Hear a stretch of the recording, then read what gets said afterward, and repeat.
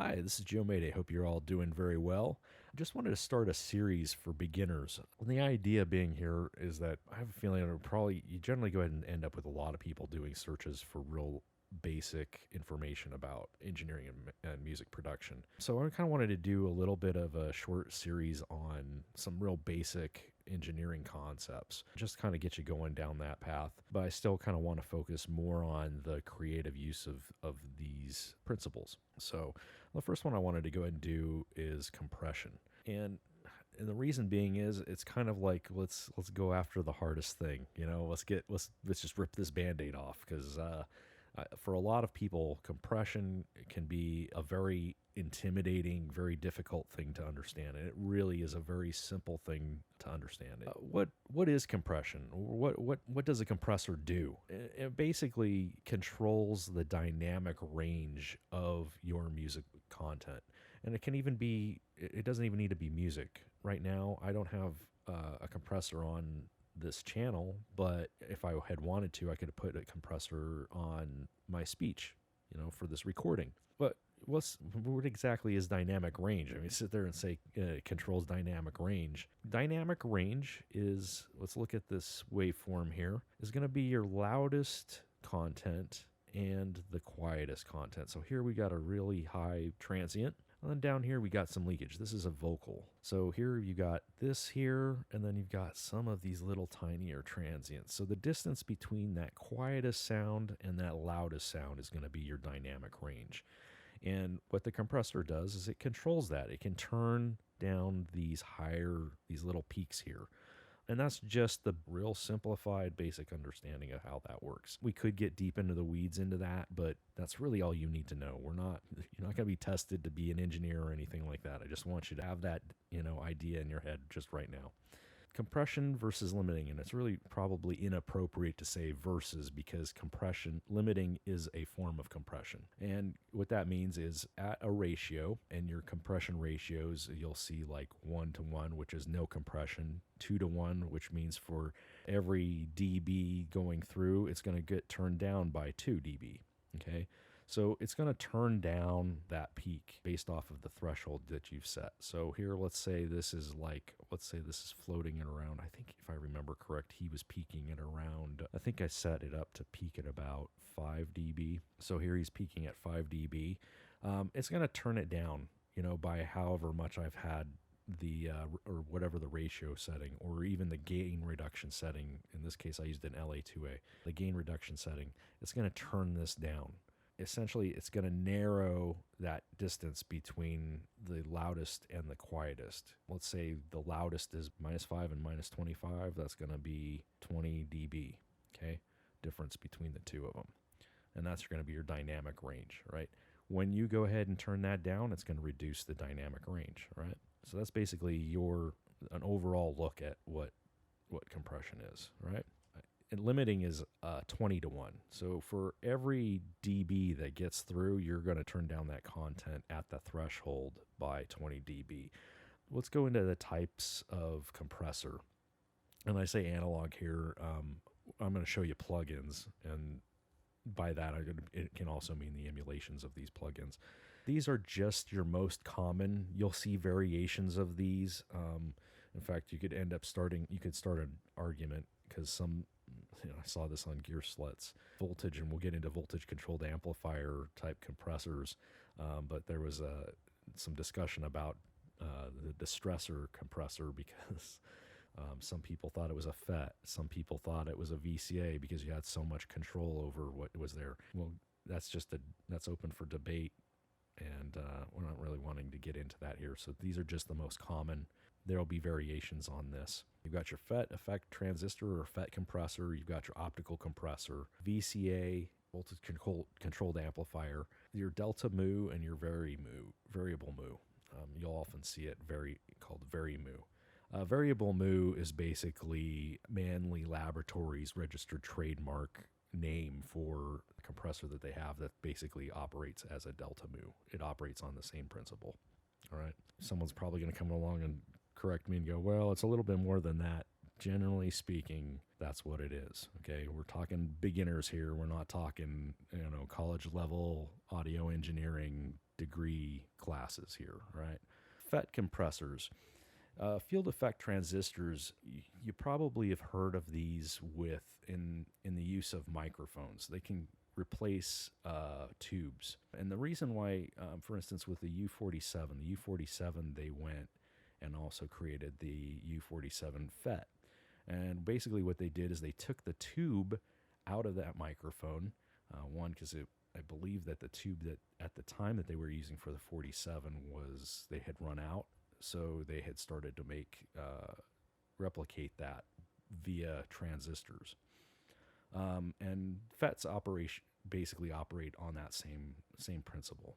With those FETs, with those transistors in there, it can replicate and get fairly close to the sound of tubes/valves. And I've got slash there because those are terms you'll hear used interchangeably. You'll hear Brits talk about valves that are talking about tubes. So you're confused about that. That's why I've got that there. FETs, if you take and set a FET compressor, you set the attack time to the slowest attack time that you could possibly set, it will still be faster than the fastest attack of delta mu. I believe I say variable mu, so this is kind of a mistake.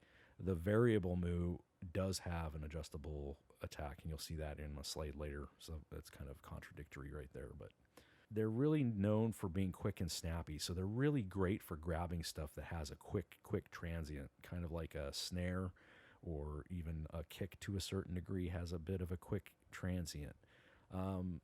Guitars have quick transients. So they're really great for grabbing a hold of that transient and turning it down if you so choose, and then you want to keep the sustain. You can also mess with the sustain of that sound by adjusting the release. So you can have it, well, I like the sustain. Well, you can use a quick release, so you're not affecting the sustain as much. The most common of FET compressors is your 1176. The 1176 has been used pretty much on everything. Everybody uses it. It gets used a lot. Chris Lord-Alge's got his famous Bluey, the Blue Stripe 1176. So it's got a real special place in that heart. You can use it on everything. Okay, bus compression. I've used it on bus compression, vocals. You can use it on drums. You can use it on anything. Okay, that's part of why I haven't stated what you can use it on in here, because you can pretty much use it for everything. Okay, optical, basically what way the optical compressor works is you've got a light source. With the LA2A, it's a light bulb. And some of the more modern ones, I believe you can do it with LED. But you got basically a light source that can vary in intensity from really bright to really dim, and in all of that in between. And basically that light sits next to a photocell, or basically a light-sensitive circuit. Those two things being kind of close to each other, but not, wired right into each other, it's going to be a little slower in being able to go ahead and react. So this, generally speaking, tends to be the slowest. There are a few more modern compressors that have kind of done away with that, as my understanding. It gets thrown in everybody's face when it gets brought up that this tends to be the slowest. Well, until relatively recent, there is a compressor out there that is optical that is a lot faster than, let's say, an LA2A. A couple of common ones that you'll definitely see an LA2A. I see LA3As quite a bit. I've personally never used an LA3A or even a plug-in LA3A. Understand most of these I've all done via plug-in. Okay, so I couldn't really tell you whether or not these emulations are really close. More often than not, if it, like with synthesizers, emulations are very rarely close, and you're going to end up with variability between most analog gear, especially if it's tube-based, because the circuitry is just going to be different from unit to unit, even with the same model. You could have an LA2A, even on the same assembly line, one right after the other, they'll be different. That's part of why they'll often sell these as matched pairs, so you can do stereo compression. Because you don't want if you're doing stereo compression, you don't want your one compressor on the left channel sounding different harmonically than the right one. It's going to sound off. It's going to sound odd. It may actually sound kind of interesting, but if you just want it perfect and you want it to be right, you don't want them to be different from each other. So just kind of understand that. That's what you're going to get with analog gear. You're going to get differences between those two things. The difference between the LA2A and the LA3A is the LA2A, once you get higher peaks, larger attack transients, it doesn't really do a great job. The LA3A, because it's solid state, was actually set up and designed to kind of overcome that shortcoming of the LA2A. The LA3A does much better with faster and larger attack transients. So like if you wanted to throw it on drums, LA3A would probably be your best bet. If you don't have that and you only have the LA2A plug-in, you're not going to be hurting. You're going to kind of glue things together. You could use that as a bus compressor and just use about 3 dB of gain reduction. You've got your bus compression. You've got that glue. All right. VCAs. You've heard this with faders. The way the VCA works via resistance. The way resistance works in a circuit, the more resistance there is in a circuit, the less power at the end of that circuit you're going to have. This is just an electronic that's just electric properties. That's the properties of electricity and signal. This is used, that resistance is used to be your gain reduction. That's kind of how it tells what gain reduction needs to happen. Generally speaking, this can offer the largest amount of control in that it's your attack, your hold. Sometimes you got to hold. Sometimes you've always a release. Sometimes that release can be automatic. It can be set automatic to go ahead and follow that sustain on that particular waveform or that signal. Your threshold, sometimes you have knee. I'll show you knee here later. And then obviously you've got control over your ratio. Of the ones that I've showed you up to this point, the only one you really don't have control over ratio per se is the optical. The FET compressor, that gives you can kind of, especially with the 1176, it's a push button compressor, so you can kind of push in. We'll see that later on here. But this kind of compressor, an exception of that might be the DBX. You're often going to use this as your bus compressor. It does a really good job of taking individual tracks that you're feeding into a bus. Say like I've got my drum parts feeding into a drum bus, right? It's a good way to glue those things together so they sound professional and sound like they belong together, like one full drum kit, as opposed to all of the pieces parts, the pieces parts, you're going to get the sum of those parts as opposed to the individual parts just happen to be together in the same sound field. Some of the common ones you'll see, you got the SSLG series. I believe you also got the 4000 series. SSL's made really great VCA bus compressors for their boards. So you'll see quite a few emulations of those in plugins. Waves makes an SSLG series, and I believe they may make a 4000 series. Memory's kind of failing me on that. Then you've got the DBX 160A, and this is going to be kind of one of those weird exceptions to the rules, because if you look at the front of that, it doesn't look like it really has a lot of control, and it's pretty easy to set, and it can be a very unintimidating piece of gear because there's really two things that you set, and that's all you're pretty well good to go. And that's why a lot of people use that as their basic entry-level compressor, and they're not very expensive. They're fairly inexpensive compared to some of the other models or some other models of compressor that you'll see here. And again, this is there's exceptions to the rules, like you see here with the DBX. If you were to go pull up a picture of the DBX 160A, you'll see it doesn't look like the normal compressors you may be used to if you've seen compressors before. So it's kind of cool to know, and a very well recommended compressor for, if you wanted to buy a hardware compressor. A lot of engineers recommend them because they're not overly pricey. Now here's the one that's kind of an oddball, and you're going to see the plug-in for this. You're probably never going to be able to afford the hardware. Fairchilds can go from a really beat up one like 35,000 and up because they're old. They've been around for a hot minute, and They're all pretty well. Back in the day, they were all kind of hand wired and whatnot, and a mess of cable and parts. Lots of tubes, lots and lots of tubes, because that's how they work.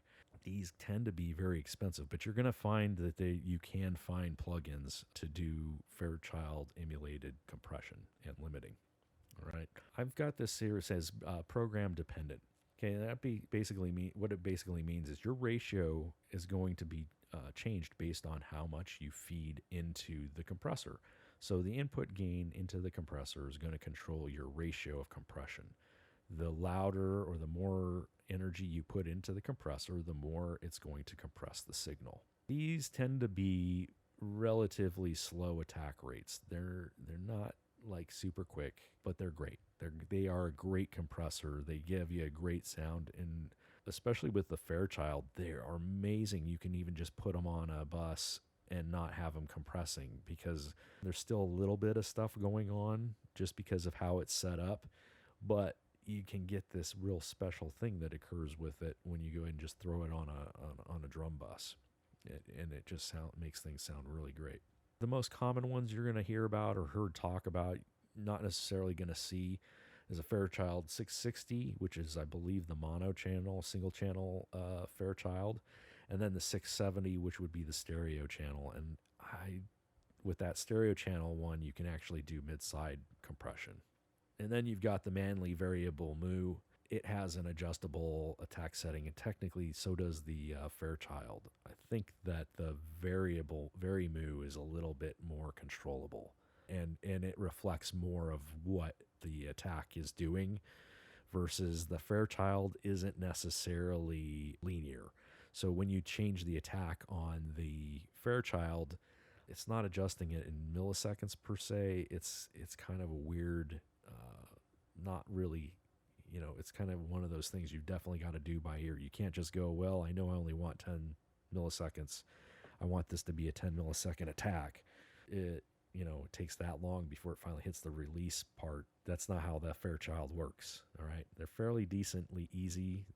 The knobs can be kind of intimidating labeled, because you'll see stuff on there that you won't see on a lot of other compressors as far as labels describing things that on other compressors are pretty commonplace. All right. One last thing before we get into our examples here. Peak versus RMS compression, or what I call the meat of the program material, or compression of the meat of the program material. Peak compression, you're just looking to just turn down and just kind of rein in a few weird transients here and there. You can do that, but if it happens quite frequently, this is just a good quick way of kind of pulling in, say, a really dynamic vocalist that really, really varies in pitch a lot, in not pitch, but in volume.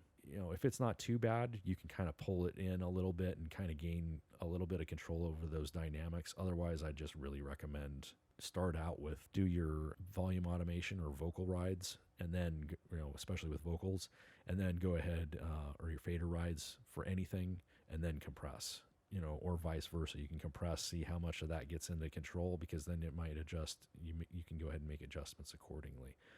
Know that as you make those adjustments, the compression is going to go ahead and squash down some of those things. So just to kind of be aware of. RMS, you're probably familiar with peak and RMS in metering. In metering, RMS is basically the average, versus peak is this is exactly what's going on right now, and it kind of it varies from millisecond to millisecond, versus RMS, it's the average of what's going through that meter. I'll be honest with you, I don't even know why they refer to it to RMS. And in describing this to beginners, and this is why I've put it in here, in researching this, I'd seen it, and I just call it compression. RMS compression, if you see this phrase used, basically think of it like shaping the overall sound. So from turning down the transient to going ahead and shaping the sustain, you're getting into the meat of the thing. You're affecting a lot more of the signal versus just the tops and just the peaks of the transients in your content. So I've just put that in there just so you're aware, because you'll hear RMS, and in metering it means the average of your sound. This isn't necessarily an average. This is just some way that some people have described what I would call your regular compression versus peak compression. So this will clarify that. I don't necessarily agree with it because it can cause confusion for somebody that's just starting out. All right. So that's that with the slides. We're done with the death by PowerPoint. Let's go ahead and go with our example here. I'm going to pull up, it's called, this is Von Jensen Experience. The Von Jensen Experience is a electrified blues band, a friend of mine. It's really cool. We'll go ahead and play it through. I'll play it through just so you can hear it. It's a really good song. Von Jensen Experience is Von Jensen and Bruce Curtin and Jimmy Flores. And I don't really have anything out yet as far as an album goes. They do a lot more touring. And Von Jensen, if you're in the Tri-Cities area, he has a jam night on Thursdays. If once this coronavirus stuff finally ends and everybody can get back out, really highly recommend if you're in the area to go check him out. He's awesome. And they end up with special moments there too. So, all right. So here's a track I've done for Von Jensen. And you'll notice this is blues, and kind of going off topic. This is just blues. This is a electrified blues band, basically. And with blues and with like jazz and symphony music, orchestra music, your classical music or chamber music, you're going to have a lot more dynamic range in those genres of music. You're going to not have necessarily as much in jazz or blues, or especially electrified blues. It's going to be a little bit more closer to the rock side of things, where everything's a lot more compressed and a lot more processed. But there's still obviously like very, very little. You'll notice here, 3-piece. I've only got the drum kit, the bass, his guitar DI, his guitar amp, and then his vocal. That's it. That's all there is to this. It's a real simple track. You don't need to get crazy with it. It's a blues band. We don't need to make him sound like Slayer or one of those huge heavy bands. We want the dynamics. We want that depth of field that you would normally get with those kinds of recordings. All right. Here, let's look at what I've got compression on, and it doesn't look like I've really got a lot of compression on much. I've got the 1176. This is the Bomb Factory 1176. It's okay. I actually prefer my UAD plug-in version of that to this more, because you get more coloring out of the other plugins or other 1176 emulations. The Bomb Factory stuff, you'll hear this from a lot of engineers, isn't great for coloring. It does a mediocre job of coloring and using it as a coloring type of processor. So the only reason I use it is it's very low latency. I don't have to futz around with it. It doesn't require a lot of processing. If it's something that's kind of buried in the mix and I'm not really going to notice it a lot, I'll throw these on. It's just a good, quick way of going in and minimizing the amount of processing going on in your session. All right. Looking at this here, you've got your input.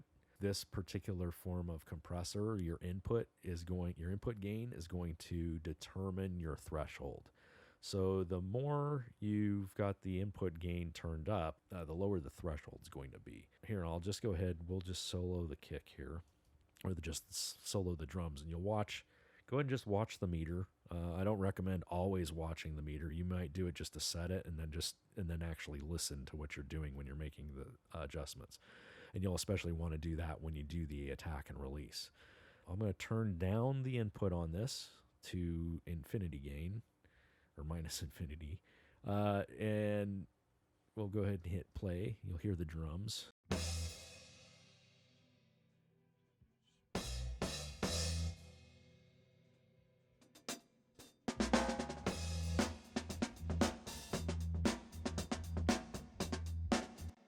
So I'll go ahead and I'll go hit play again. We'll turn this back up, and you'll start to notice that the gain reduction will start to come down.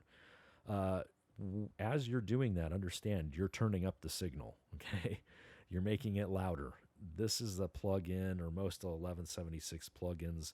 Pretty sure I've experienced it with this particular plugin where I couldn't see where the clipping was occurring. It didn't show up on the channel. It was actually occurring in the compressor. So you really need to also pay attention.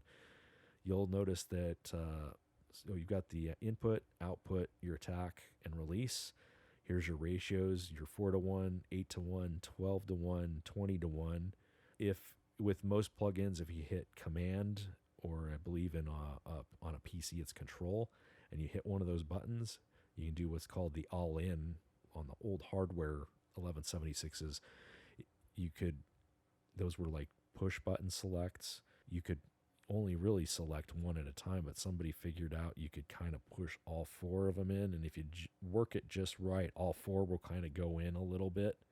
And basically what ends up happening is it tries to do all of those ratios, so it just, on the distressor plugin and the hardware compressor, you'll see nuke on there as a button. That's what that is it's all in on the 1176 essentially. But as I get to playing this again, watch as I bring the input up, you'll start to see the gain reduction start to kick in, all right?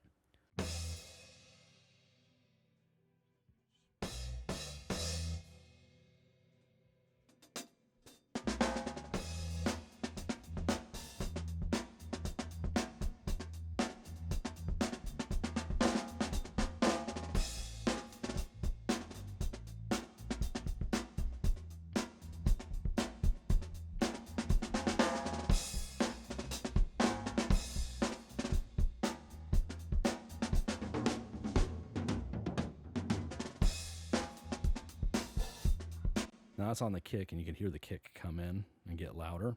All right, and you noticed it as I brought up the input, it started to increase the gain. So as I bring in the input, you're going to see the threshold come down, which means the level at which the compressor is going to finally kick in.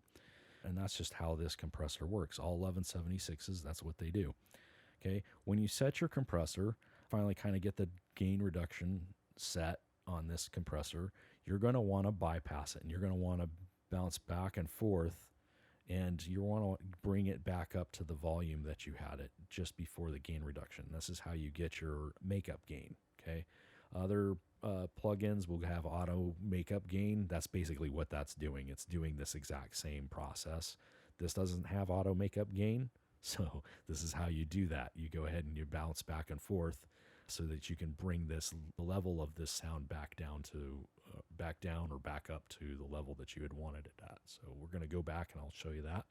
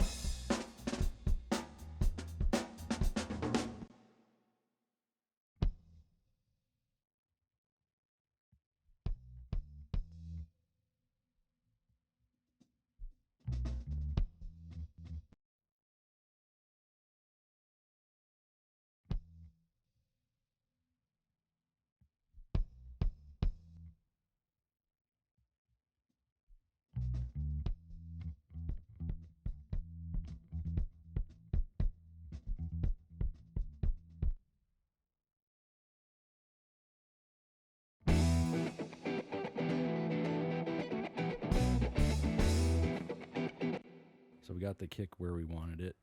Obviously, always want, notice I bounced out real quick so I could hear it a little bit better.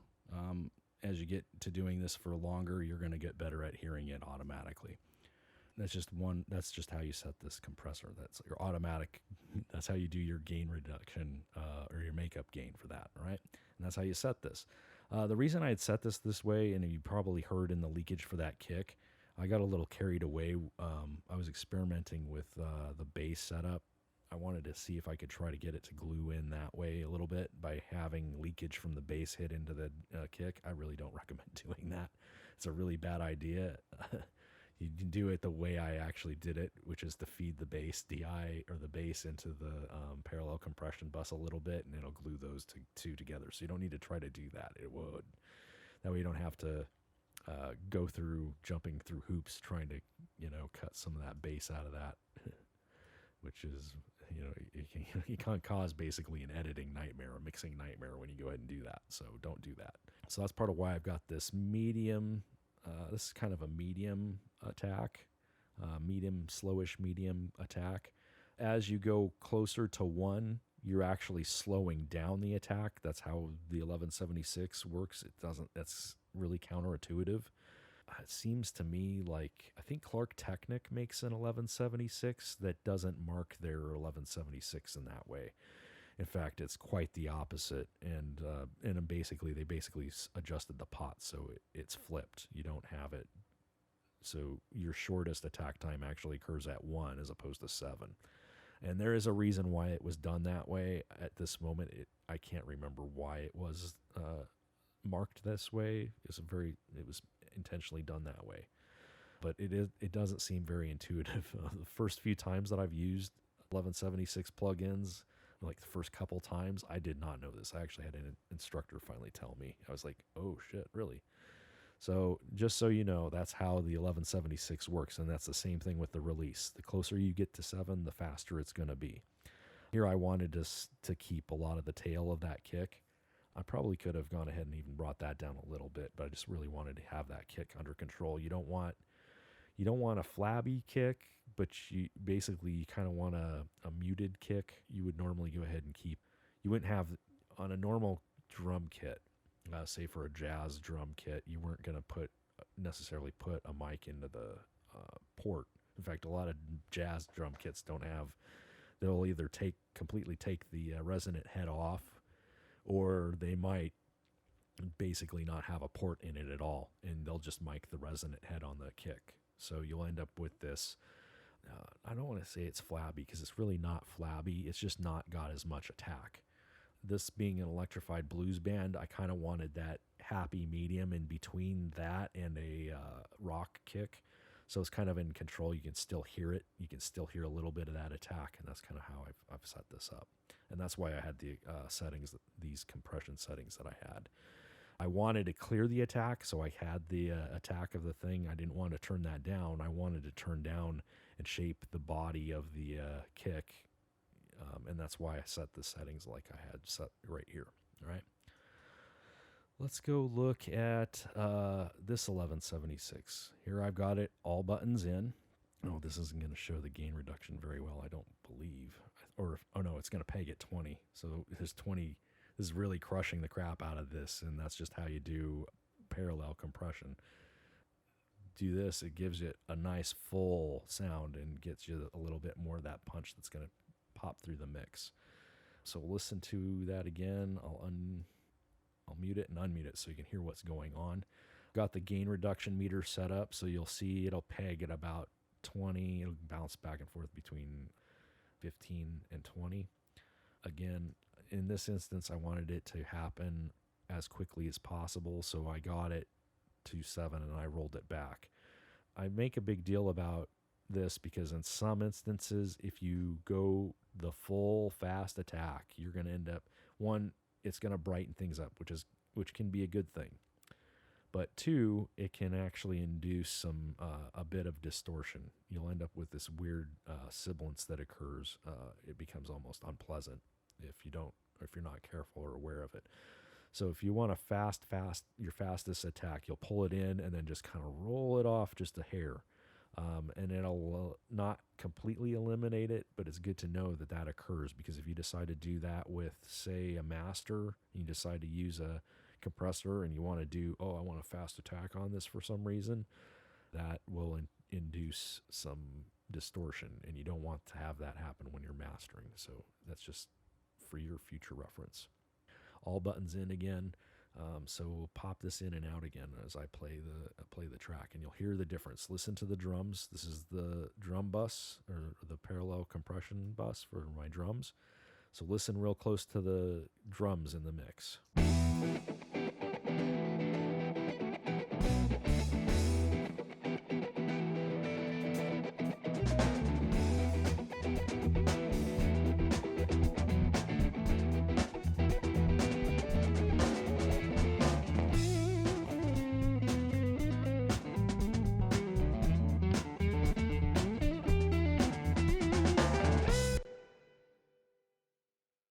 with the bass. We'll solo the send that I've got going into this parallel compression bus, and you'll hear that bass will kind of get sucked right into the kick. It's really cool how it happens. It's a good way to kind of lock in that kick with the bass. You know, the bass is that tie-in. They're like it's the bridge between your harmony and melody and the rhythm, and it's like that bridge. It's the glue between those two parts that keep the whole band together. So listen to what happens when I bypass my send to the parallel compression bus, so you can see what happens. It's really cool what happens. It'll just listen to the bass and its relationship to the kick. I'll have it bypassed initially, and you'll hear it kind of get sucked in. Now, it kind of is going to suck in a little bit because I have leakage into that kick already. You could hear it, and you can hear it especially in the overheads. It's really apparent in the overheads. But it's going to be much more effective going ahead and linking up with the kick. So watch, I'll go ahead and I'll start it bypassed. This is just a good thing to know. I'm going to make this a beginner tip because this'll give you that edge, as a beginner. Oh yeah, cool. That kick is lined up and like happening with relating really well with that kick. So listen real close. It's real cool.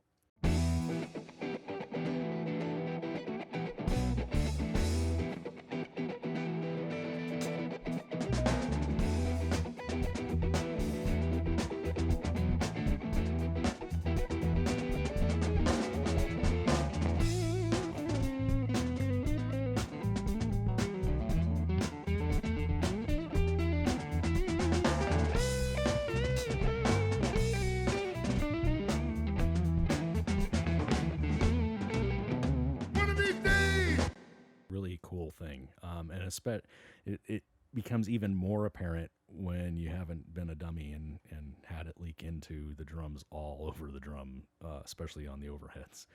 I'll bring it up, and when we go through another mix, one of my mixes, I'll show you. It'll be even more apparent with that. But it's a really cool trick to know, a really good, cool technique to know. Sometimes active basses with humbuckers, you'll end up with a lot of sustain, and sometimes it'll muddy up your mix a little bit, and you'll want to rein those in sometimes. Thunderbirds do that. Some of the old Ibanez with the humbuckers. I've had this with another session where it can be kind of a pain to fit nice into the mix. And one way to kind of get around that is you kind of, again, like the kick, set kind of like a medium-ish attack. So you leave the main part of that transient, and then we're going to choke down on the sustain a bit, and then we'll let it out naturally a little bit more. So this is just kind of squeeze the main body of that sustain a little bit, and I'll just kind of punch this in and out. We'll start with bypass, and then we'll go ahead and listen to the bass again. And you'll notice I've actually got it pushing through this limiter too, so it's adding a little bit more grit, or a little bit more stuff to the harmonic content of the bass. One of these days, I'm gonna change the Bible way.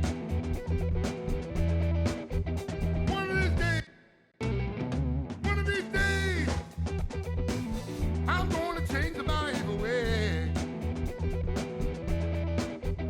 One of these days, dear Lord, I'm gonna change my evil ways. I am, Lord, yes, I will. I've been taking my time. Now, something to be aware of, if your bass player, and this is the case with Bruce Curtin, understands his bass, and especially if they're using an active bass, they'll understand how to adjust their tone settings, so you won't end up with that mud.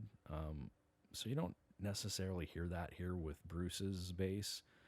And this is also something I'll do just to kind of accentuate that percussion, that attack of the bass. So it'll just be a little bit more apparent, add a little bit more to that rhythm, and kind of, again, pull everything together and whatnot. I don't often, the thing to understand also about electric instruments, especially electric guitars, is there is already a certain amount of, especially if you're pushing the amplification, there's already a little bit of a certain amount of compression that occurs, because when you distort those, you're basically compressing or limiting the signal, and all that wonderful limiting goes ahead and causes the distortion to pop down into the thing. That's how you get that grit in your electric guitars. That's kind of how that a basic overview how that works. With the guitar, so that's the bass. With the guitar bus, this is bus compression. This is an example of bus compression. I'll start the guitar because I've basically got a clean DI here. I'll show you. It's just the DI. I'll often lay this over just to add a little bit, instead of if I don't, so I'm not farting around with the presence or any amp controls. That way I get in his signal. If I want to add just a little bit more definition to what's going on, I'll sometimes just lay in the underneath what's going on here. You won't hardly hear it, but it does add to what's going on here. So we got this DI, and then I've got his amp that I mic'd with the 57. All right, and basically I want these to kind of glue together so you don't hear two different parts, you hear one guitar tone. Turn off the bus compressor here. Let's turn this off. Okay, we'll start with it off. You'll hear the parts. In fact, I'll just solo the parts so you can kind of hear them on their own outside of the mix, since you're beginners and you're not necessarily going to be able to hear it that easy. So here we go with it, just the guitar soloed.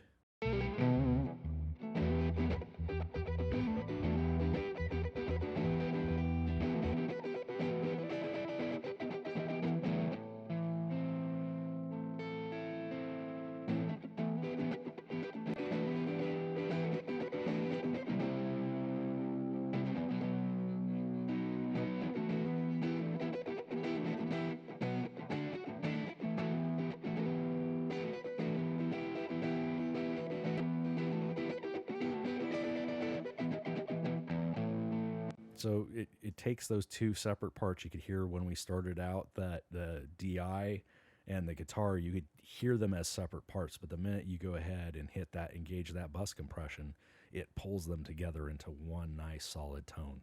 And I believe I got this driven too a little bit. Yeah, I drove this as well a little bit just to add a little bit more, because it's a fairly clean tone, and I can get away with a little bit of distortion. If you're talking metal guitars and you've already got distortion, you could end up having an adverse effect by boosting that, but that's for another time. And if you're a guitar player, you already know this anyway. So we got Vaughn here, his vocal. Again, this is only peak compression. I'll show you here again with the peak compression again. You'll notice it's hitting around 1 to 2 dB of gain reduction. One of these days, I'm going to change my evil way. One of these days, dear Lord, I'm going to change my evil way. I am, Lord, yes, I will. So you notice it's going ahead and kicking in when it's getting a little too loud. So it's just kind of reining it in, kind of just keeping it in control. But you want that dynamics. He's a great dynamic singer. He's got that nice gritty voice that everybody likes. That working man sound that everyone loves. It sounds real sincere, real good, real passionate. And you just want to keep it under control. You don't want to flatten it out completely. You just want to kind of keep it under control just to get that awesome performance. And that's what you've got in this overall track. So let's go to the Fairchild plugin. This is the UAD Fairchild plugin. Okay, I'm going to set the threshold to 0, so it's not going to compress. I'm going to show you something here. This is very similar. We're going to do some bus compression. This is very similar to what would sometimes occur with Beatles records. They would sometimes just throw on a Fairchild just to have the signal go through this Fairchild. It's kind of cool what it does. So let's solo. We'll solo, and then I'll show you in the mix. So we'll solo the drums. It's really cool too. We hit play. Listen to the drums. You'll hear some change to the harmonic content of the drums. So listen real close to the drums. Not necessarily the overheads, but you'll hear it with the drum hits, with the overall drum kit. All right. So here we go.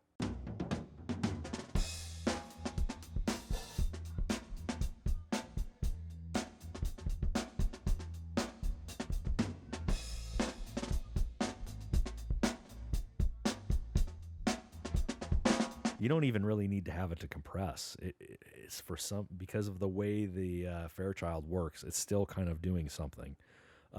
It's not exactly quite transparent because it's always doing something no matter what. You send a signal through it, it's going to do something to that signal, unlike other things. If you sent that signal through 1176 and didn't have it compressing, it wouldn't really do anything. You'd still get the same, you'd still end up with relatively that same sound. You might end up with a little bit of additional analog coloration, but you're probably not.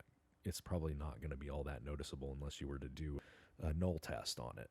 All right. And a null test is basically you take that one signal and you copy it and you make a fade and you flip it. You flip, like, say we run the pre-processed signal and then did a bounce out of the process signal. And you take the phase of one of those and flip it. It'll cancel it out. But what isn't canceled out, and there will be stuff left over, is the harmonic content that's being added by that emulated analog circuitry, right? Here since we got the 1170 or the Fairchild, this is the 670. You'll note this is why this is kind of weird. It can be kind of confusing, especially if you're new. Here you've got your metering. This is your in meter, your out, and then your gain reduction. There's your input gain. Again, remember, depending on how much input you put in, it's going to determine basically what your compression ratio is going to be, okay? So if I pop it over to 20, it's going to compress the crap out of it. Of course, you have to have the threshold adjusted, all right? This is not linear at all, okay? So it's kind of fiddly. You'll also notice that you'll see, you obviously got left and right channel, but you'll also see lat and vert. And lat and vert, a lat is for mid-side. You could do mid-side processing, and we'll talk about mid-side later. Just to know, just for your knowledge, lat would be your side channels, and then your vert, being up and down, would be your center channel. Usually when you have stuff down the middle, it's going to be kind of vertical. Like if you were to see it on an imaging oscilloscope or imaging scope, it would show straight up and down. And that's one way to fix it. Here you'll see time constant. That's your release. Here we'll futz around with it so you can kind of see it. It's set to fast right now, but as you see, this is the fastest setting. Watch how quickly it gets back to 0 for the gain reduction, and it's not very fast at all. This is the fastest setting right here, okay?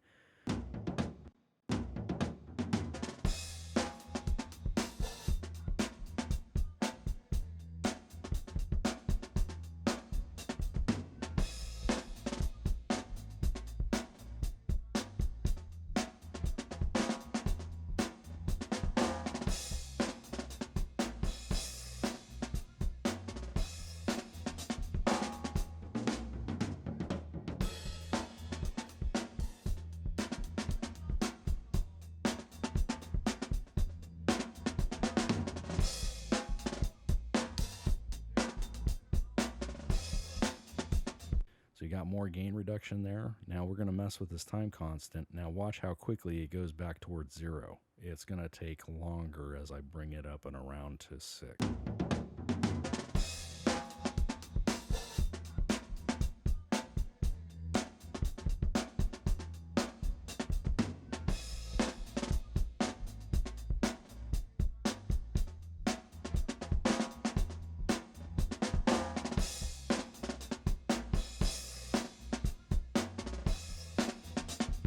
So it kind of just hangs out over here. And look, it's even taken forever to get right back to 0. You're just going to bring it down to 1. We'll bring it back down to 1. There we go. So that's the real quick, rough overview of the Fairchild.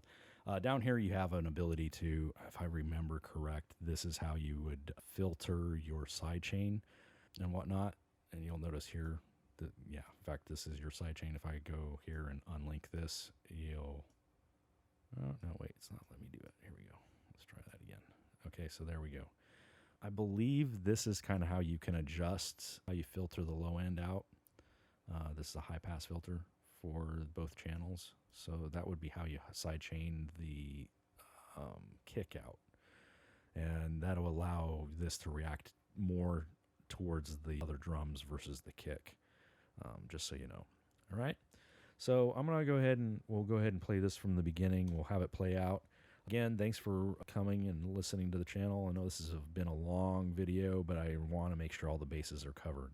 You can use this as a reference. Again, if you found this really helpful, please like or subscribe and ding the bell for updates. I'm going to try to do this once a week. I'm kind of starting out, so I'm trying to get the production levels on these videos up to a little bit better than what they are right now. Hope you have a good one. Stay healthy, stay safe, enjoy, and get out there and make music.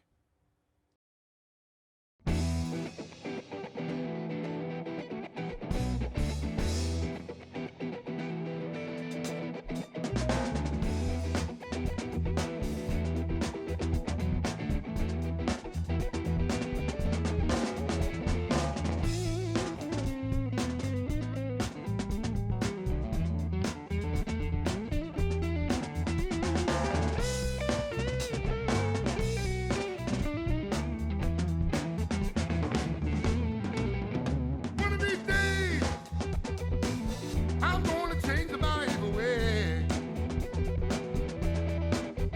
One of these days, dear Lord, I'm gonna change my evil way.